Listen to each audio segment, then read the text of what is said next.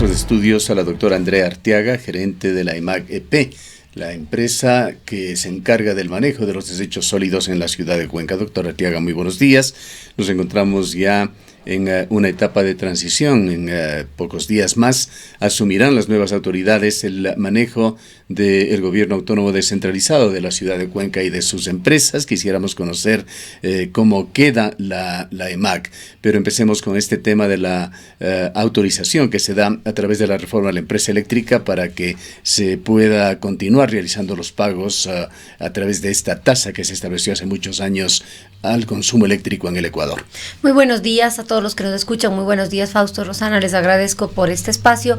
Pues efectivamente estamos contentos porque, como ustedes les consta, a todos los medios de comunicación y a la ciudadanía, ha sido una lucha de Cuenca para que se reforme esta normativa de la ley eléctrica que prohibía el cobro de la tasa de gestión integral de residuos sólidos por parte de las empresas eléctricas. Necesitábamos un medio coercitivo, no había mejor ni más idóneo mecanismo para recaudar que mediante el fondo, obviamente, del cobro por medio de la empresa eléctrica.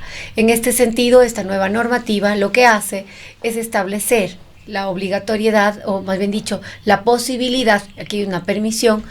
Esta ley nos permite que los municipios pidamos a la empresa eléctrica, cuando así lo necesitemos, que se nos recaude estos fondos. Es decir, va a continuarse recaudando, en Cuenca porque es todo el tiempo se recauda a través de la planilla del pago de la luz. La diferencia está en la normativa, que no se permite que se indexe, obviamente, los valores de cobro por gestión de residuos sólidos a la tasa de energía. Decirles que en Cuenca no lo tenemos de esa manera indexado, más bien es únicamente el apoyo al cobro por medio de las empresas eléctricas, como siempre lo hemos hecho. La EMAG tiene una tasa que se estructura en base a una fórmula polinómica, en base al costo de la gestión integral de residuos sólidos y al número de usuarios, en este caso de la universalidad más grande, que es de usuarios de la empresa eléctrica.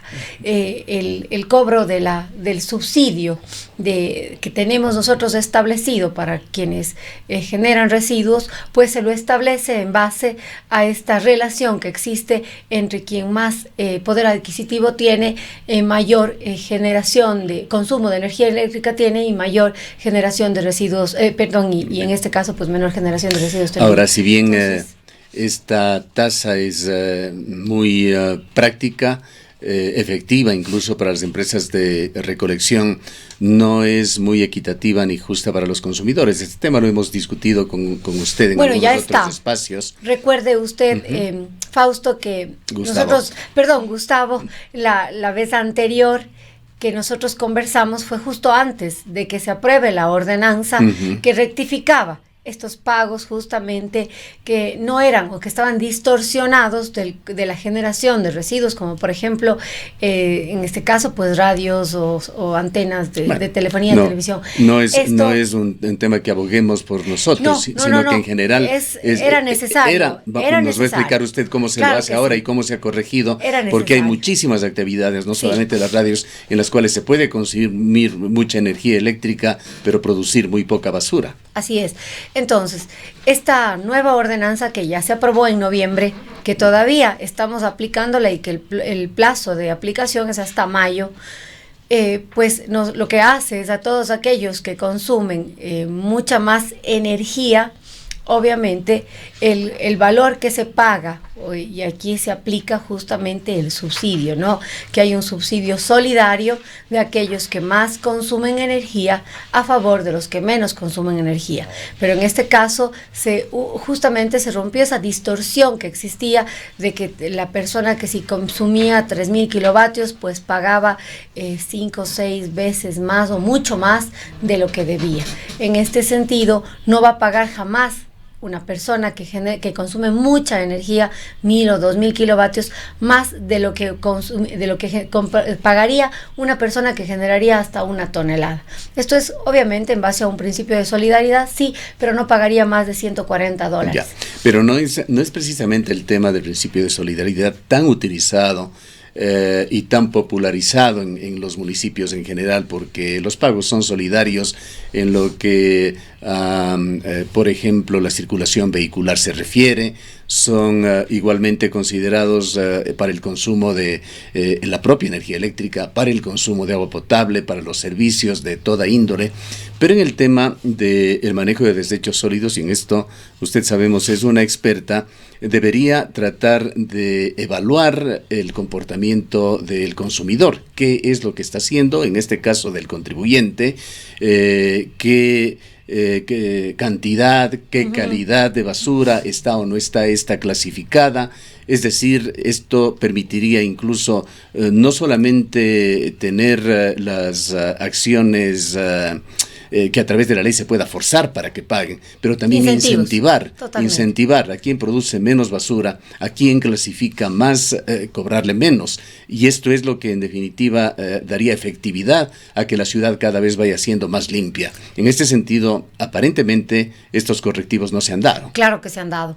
Efectivamente, en el caso de los grandes generadores son los que generan más de 1 tonelada por mes, y para ellos obviamente se aplica de manera directa este principio que usted dice: quien contamina paga, y obviamente el que más genera residuos paga más que el que menos genera. En este sentido, las personas podrán dejar o utilizar, reutilizar residuos, o venderlos, comercializarlos, ponerlos dentro de la cadena de mercado de valor, y obviamente pagarán únicamente lo que se entrega a la EMAC.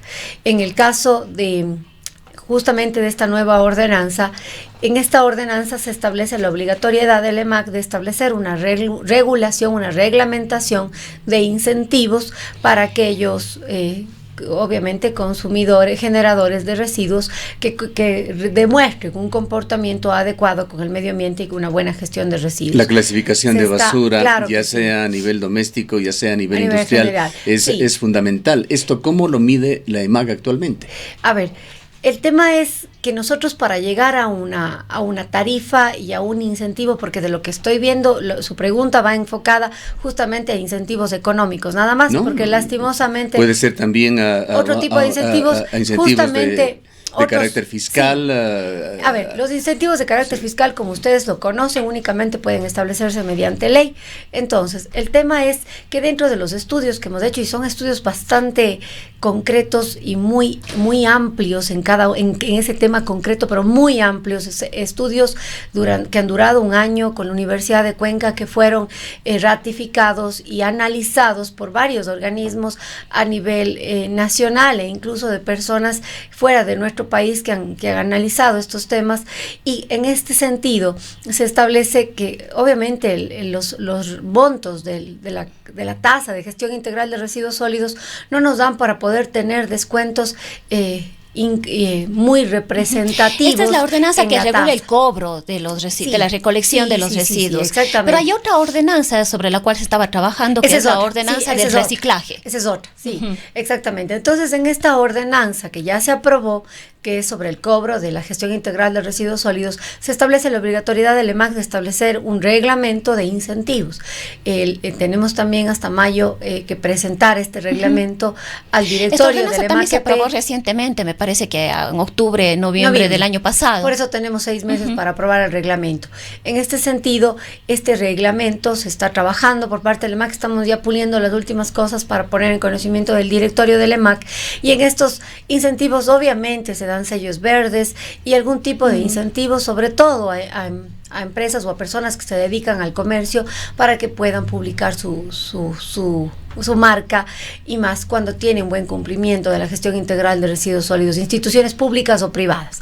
Sí, el tema económico es un poquito más difícil, ya que una tasa corresponde al costo del servicio que se está prestando. Entonces, si yo reduzco ese costo por beneficio, obviamente muy legítimo, pero por ese beneficio, lo que estoy haciendo es perjudicando a la solvencia y a la sostenibilidad de una institución que no tiene fines de lucro, y que por esa razón, pues la tasa que tiene es una tasa justa, que no está por encima de los valores del costo del servicio, a menos que sea un porcentaje mínimo, que es que es la reinversión que nosotros tenemos que hacer año a año para el mejoramiento de la tecnología de la institución.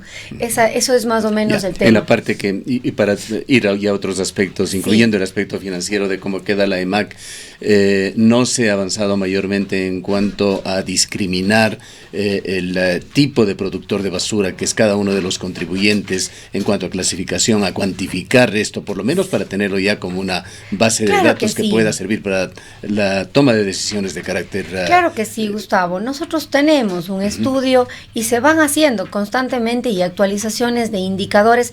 Recuerdo a usted que justamente el año 2018 hicimos la primera memoria de sostenibilidad de la EMAC con estándares GRI, que son los estándares aprobados por las Naciones Unidas del Global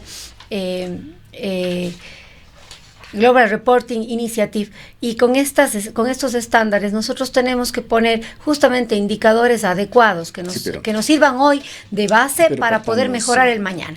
Y pero partamos de la información de campo. ¿Qué información de campo reciben? Tenemos. No hemos visto, no sé si algún cuencano ha visto a la gente de la EMAC recogiendo los desechos clasificados, los desechos reciclables, cuantificando de alguna manera, estableciendo por lo menos algún tipo de estadística en los hogares de Cuenca. Claro que tenemos. Nosotros tenemos un trabajo constante, no ahora, constante, todos los años, con las universidades. Ahora trabajamos con la Universidad de Cuenca, con la Universidad de la SUAY, con la Universidad Politécnica, e incluso este año 2018 se trabajó en los indicadores de los gestores, de los generadores de residuos industriales. Y ahora en el 2019 tenemos que perfeccionar y sacar mejores indicadores de los residuos industriales a fin de evitar que residuos industriales peligrosos vayan al relleno sanitario y para tener un mayor control de estos residuos. Sobre los residuos reciclables, sobre el tipo de residuos de cartón, papel, plástico y más, se cuenta con los indicadores. En este momento no tengo en mi mano, pero tenemos los indicadores en nuestro intranet incluso sobre los estudios y las calificaciones o cuantificaciones que se dan de cada uno del tipo de residuos en nuestro cantón. Es así que yo le puedo comentar ahora que un proyecto importante que hemos podido sacar sabiendo que teníamos esta cuantificación es, bueno, primero incrementar el tema del reciclaje con planes pilotos de reciclaje que lo estamos haciendo en el Batán, en el cual se ha incrementado, no solo en el Batán, en todo Cuenca, de 115 toneladas de residuos reciclables que recolecta la EMAC y los recicladores a pie, que somos, digamos, entre los dos aliados, fuera de los asociaciones, fuera de los intermediarios, que son más de 2.000 toneladas que se recolectan al mes, más de 2.500. Entonces, entre los recicladores a pie y la EMAC, pues subimos hasta a 176 para el cierre del año 2018. Si esta cifra que nos está dando es mensual. Sí, mensual. 176 toneladas. Son más o menos 6 toneladas, que es poquísimo. Ya hemos hablado de ese tema. Así es. Sin embargo, sigue siendo absolutamente marginal. Me parece que no llegaba a 2 toneladas por mes cuando vine yo a conversar con usted, pues ahora llega ya a 6 o 7 toneladas por mes, que es bastante. Y adicionalmente, decirles que no están yendo muchísimos residuos reciclables al relleno sanitario, porque se comercializan ya internamente, ya entre los privados, ya entre los intermediarios, se compran directamente a una empresa y se vende a otra, y estos son más de 2.500 toneladas al mes, que es un porcentaje importante.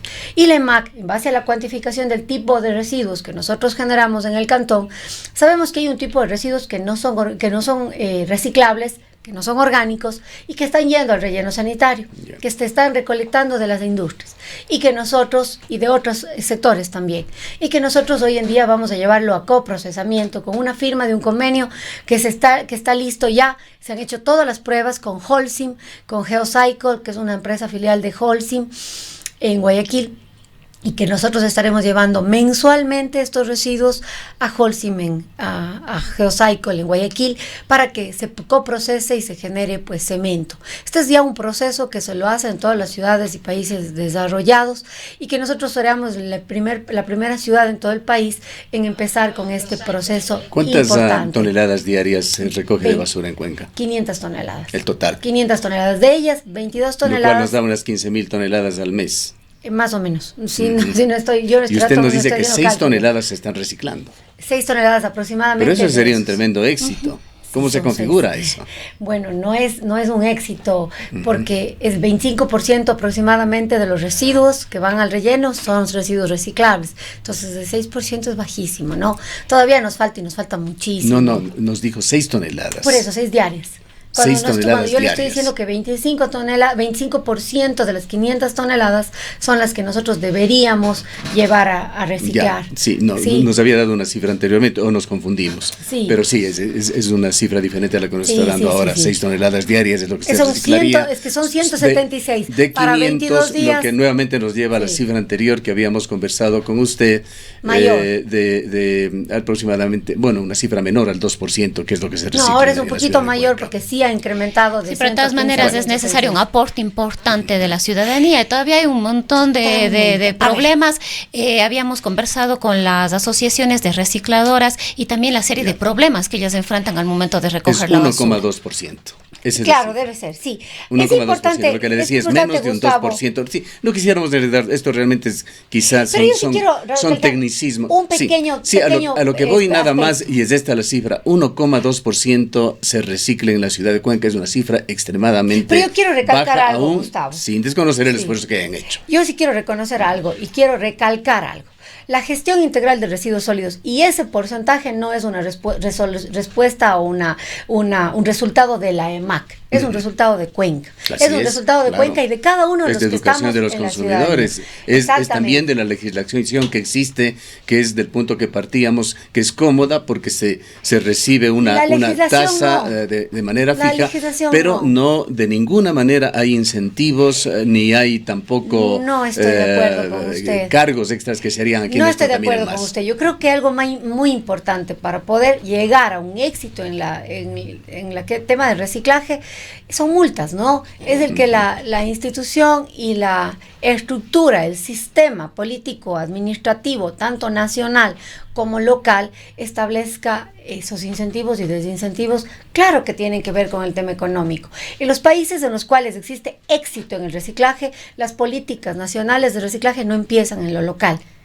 Esto acá, en nuestro país, se ha tergiversado. Y el Estado central lo bota todo a los municipios y le dicen, a ver, yo no le doy ni capacitación a los municipios, allá ustedes, pero acá nosotros no hacemos nada. Ustedes encárguense de la gestión de residuos sólidos. Cuando, por ejemplo, en Europa, uno de los éxitos que tiene para que el residuo, el plástico, el papel, el cartón, tenga en realidad un poder adquisitivo, o sea, tenga un valor económico, ¿qué es?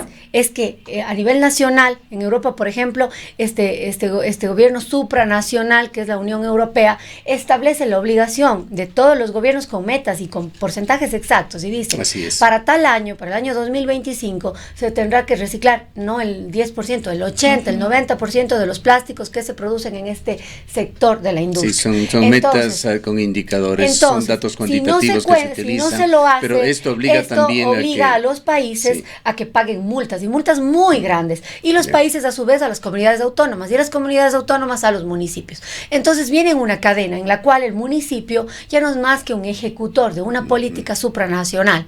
¿Sí? Eso es lo que hace falta en nuestro país. Hace falta una política nacional en la cual se pongan ventajas y desventajas, impuestos a aquellos que generan. Por ejemplo, si yo soy una empresa que genero plásticos, que genero botellas plásticas, pues tengo la obligación de recolectar toda. Más o menos como se está haciendo con las llantas, ¿no?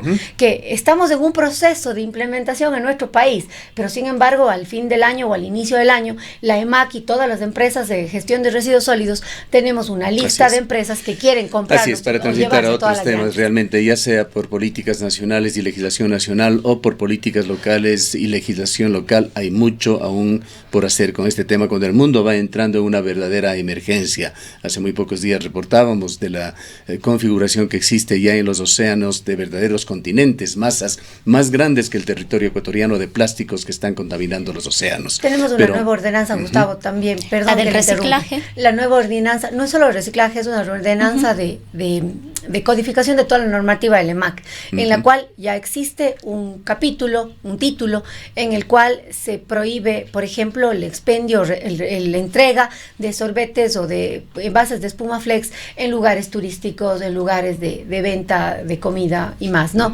En la cual se está estableciendo una tasa Ese es un desincentivo para la utilización o la entrega gratuita de bolsas plásticas en los supermercados, mercados y más. Algo quizás, y nos comprometemos eventualmente a dos cosas con nuestros oyentes. Una, entregaremos un documental que, lo recordamos, existe, de cómo se realiza todo este proceso en los países europeos. Me parece que es sobre Holanda, Suecia, que son países muy avanzados en este tema, así como otro podcast que existe de una de las cadenas norteamericanas, en la cual habla de lo grave que está el tema de contaminación en el mundo por los plásticos.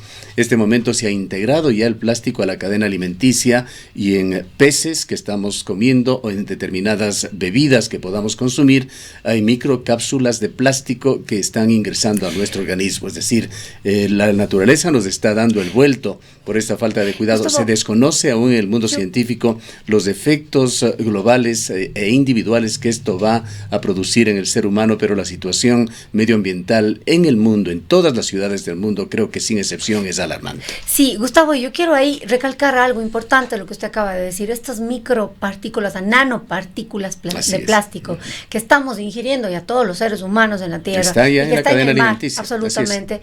También se provocan, en muchos casos, nos engañan, ¿no? Nos engañan porque nos dicen que esta bolsa es bolsa biodegradable, y no es biodegradable, sino oxobiodegradable. Y lo oxobiodegradable, a ver, yo lo pongo en tela de duda, no lo puedo decir científicamente porque no soy científica, ¿no? Pero lo pongo en tela de duda, porque el óxido biodegradable es solamente añadir un aditivo que lo destruye mucho más fácil a la bolsa, pero no se destruye, no se desintegra completamente, sino quedan nanopartículas que ya son más difíciles incluso recoger. Una de las conclusiones que existe es, me parece que el plástico entró como un material milagroso en los años 20 aproximadamente del siglo anterior, y se lo ha ido utilizando de una manera, se le ha solucionado muchísimos problemas de la humanidad.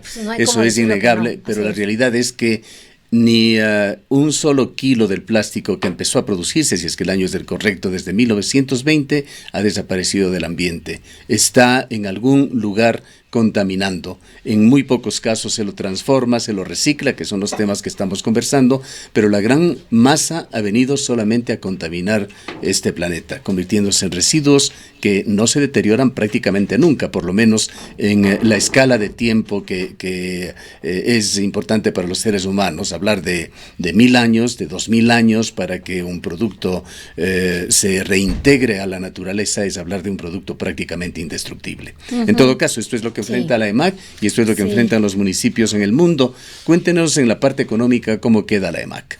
Claro que sí. Bueno, yo sí debo manifestarles en el tema económico, la EMAC es una empresa sana, lo ha sido siempre y sigue siendo una empresa sana, que hemos ido creciendo en nuestro presupuesto. En el año 2014 que tuvimos un presupuesto de $25.600.000 y en el año 2018 cerramos con $31.900.000. Este es un incremento importante de crecimiento del 24% en estos años, lo que también nos ha dado un incremento obviamente y un desarrollo, una implementación de proyectos importantes como la planta de esterilización de biopeligrosos que funciona en perfectas condiciones, que da servicios a varios cantones de alrededor de nuestra ciudad.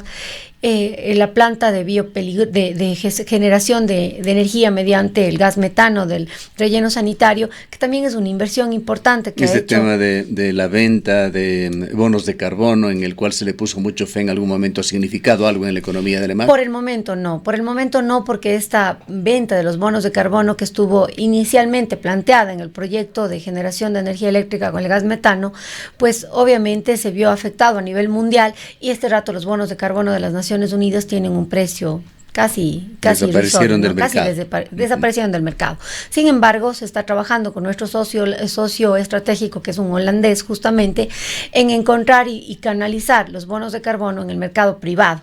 Allá sí vamos y estamos trabajando justamente en eso para poder beneficiarle al país y en este caso a la ciudad de estos bonos de carbono en el sector privado.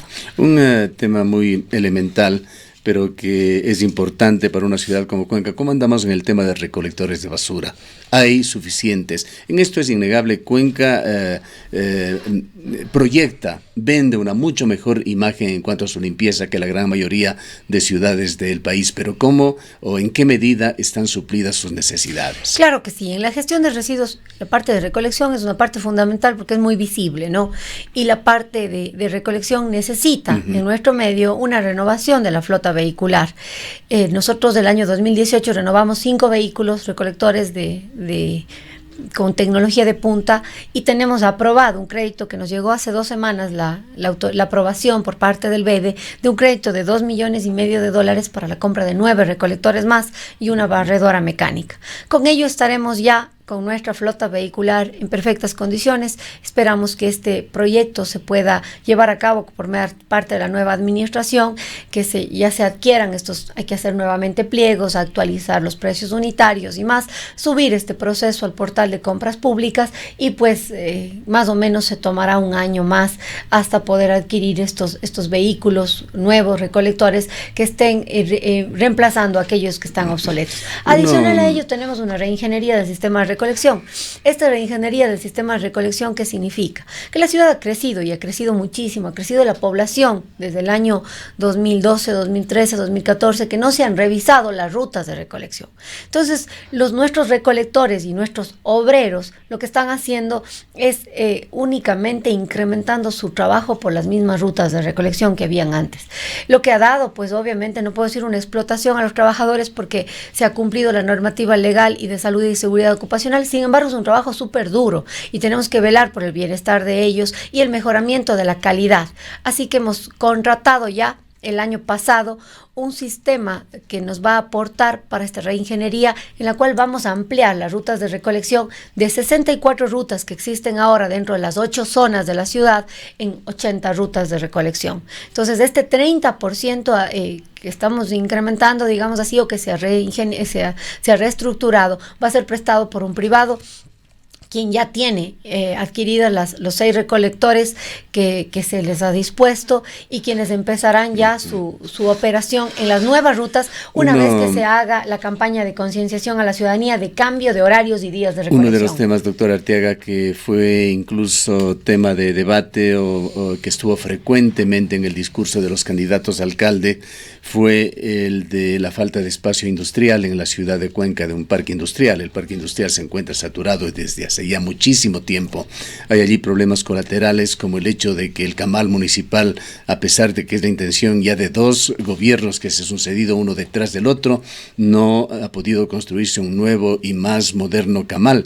Todo esto lleva a la conclusión de que hay un punto focal que es el parque industrial de la ciudad de Cuenca en términos de contaminación de esta ciudad y del medio ambiente en general.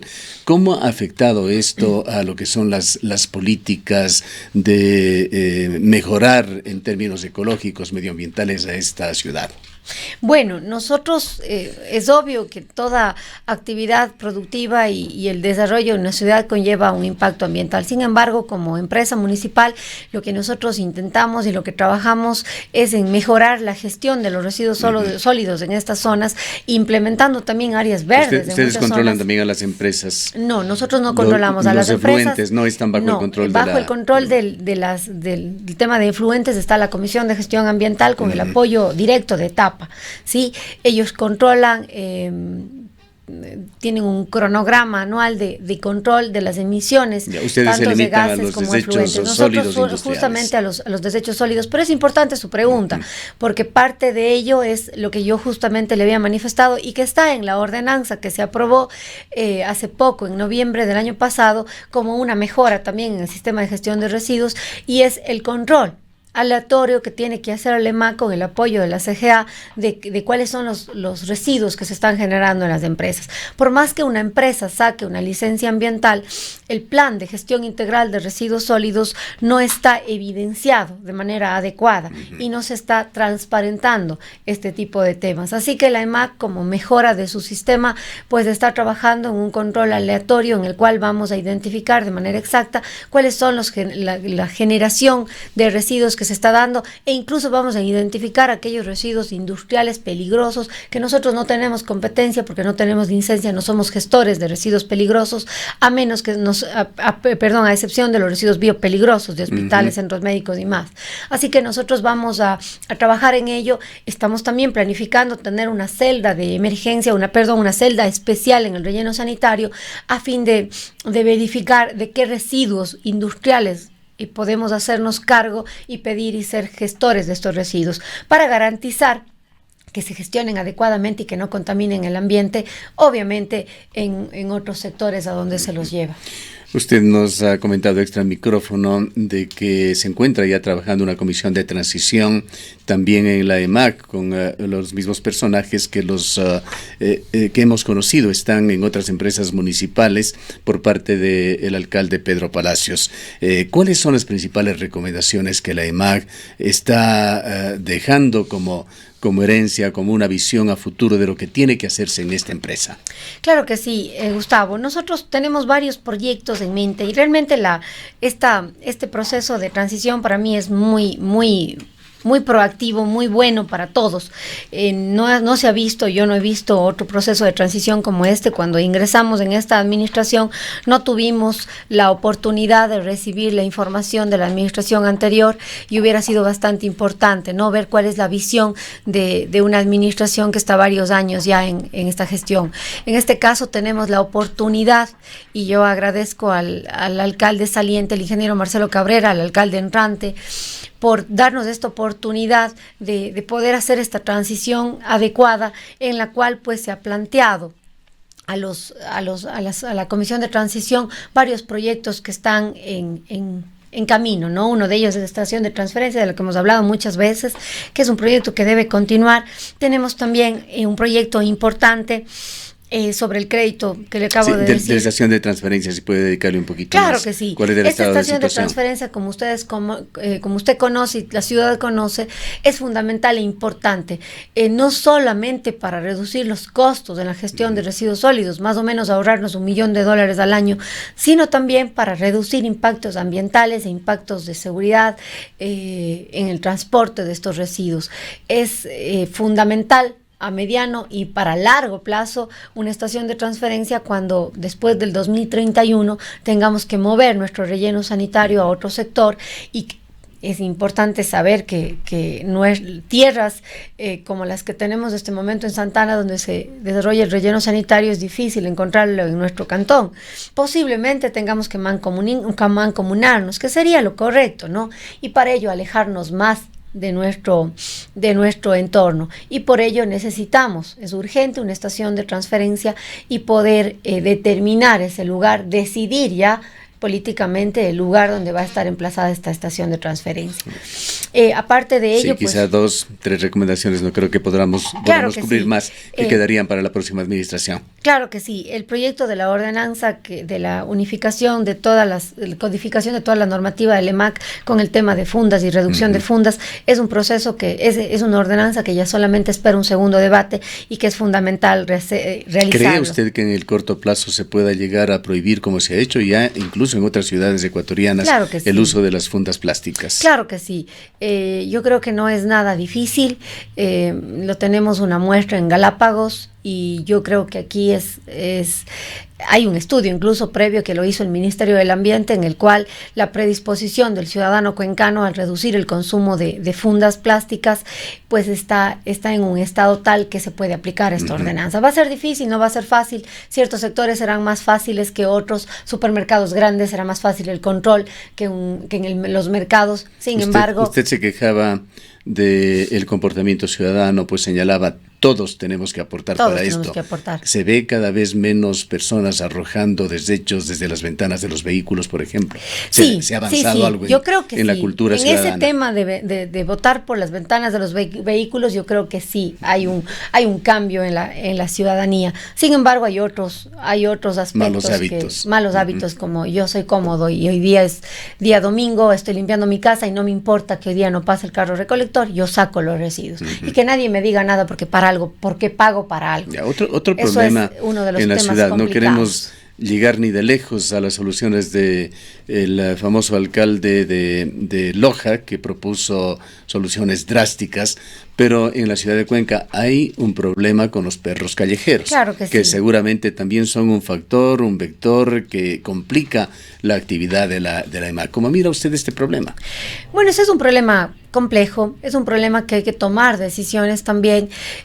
Para mí, justamente lo que manifestó el exalcalde de Loja es algo demasiado drástico y algo que no podríamos permitirlo en nuestra ciudad. Sin embargo, es importante que se tomen cartas en el asunto y que se vea la importancia que se tiene de controlar el número de animalitos callejeros. Y sobre esto, una pregunta que le hago a usted, porque realmente no sé a quién deberíamos acudir, pero es muy, muy frecuente en Cuenca ver un animal atropellado por la misma profusión que existe de perros por todo lado. Y allí se genera un espectáculo que es realmente denigrante, insultante para la ciudad, el que el cadáver de un pobre animal quede allí para destruirse hasta que le pasen 1000 vehículos encima, y es la forma en que desaparecen. No hay forma ni se conoce de alguna entidad que pueda encargarse de este problema, que es un espectáculo, pero realmente le diría impactante. Pensemos en personas sensibles, en niños y por los propios animales, por el respeto que los propios animales deben tener. Bueno, ¿cómo se tiene que actuar en estos casos? El EMAC, y sí, lo actuamos siempre que conocemos del tema. No podemos estar en todos los rincones de la ciudad, pero con las llamadas que tenemos acudimos de manera inmediata. Es un proceso 2 para el EMAC, así se lo llama, e inmediatamente que tenemos ese proceso acudimos y retiramos el cadáver. ¿A qué teléfono puede llamar bueno, nosotros tenemos redes sociales que son las que más... A través de las redes sociales. Sí, o el 134 del EMAC, y con ello pues... lo vamos a hacer y instamos a los 139, perdóneme, yo estoy dándole el número de teléfono creo que de etapa 139 del EMAC, o a cualquiera de las redes sociales que tenemos, a nuestro Facebook, a nuestro Twitter. Y pueden acudir ustedes a cubrir una emergencia. Y nosotros inmediatamente vamos y retiramos el cadáver del animalito. Es una cuestión de humanidad, además de urbanidad. Sí, es importante. Yo quiero dejar un punto importante que a ustedes incluso me han preguntado algunas veces sobre el tema de árboles y el catastro de árboles. Hace pocos días tuve la visita de Gustavo Morejón, un biólogo, un PhD importante que ha trabajado en temas ambientales durante muchos años. Él ha tenido la oportunidad de participar y ha ganado un concurso con fondos de Cambridge, con lo cual se nos ha propuesto iniciar un proyecto, un plan piloto en Cuenca para la codificación de los árboles en la ciudad, empezando con 10.000 árboles. Mediante una codificación QR, pues el ciudadano podría pasar por estos árboles e identificar el nombre del árbol, la especie del árbol, cuántos años tiene el árbol, quién está apadrinado el árbol, que llevaría al manejo estadístico de las especies. Así es, empezar por 10.000 y luego continuar con un proyecto que justo me acaba de manifestar Gustavo, que el proyecto sería ir apadrinando, buscando padrinos de los árboles, ¿no? Este convenio que vamos a firmar a fin de iniciar en Cuenca con esta codificación de los árboles, pues lo haremos en los próximos días. Bien. Y este es un proyecto que va de largo, es el inicio. El tiempo no nos da para más, doctora Arteaga, pero creo que lo que hemos conversado con usted es muy importante. Hay varias interpretaciones con las cuales coincidimos en el sentido de que el comportamiento de los votantes en las urnas dijo mucho en la provincia de la Suay. El triunfo con un abrumador 86,5% del no a la minería en Girón, el triunfo de Yacu Pérez, un luchador por el agua, han dicho mucho sobre ese pensamiento, esa vocación ecológica de esta ciudad y provincia, y allí la EMAC tiene que jugar un papel fundamental.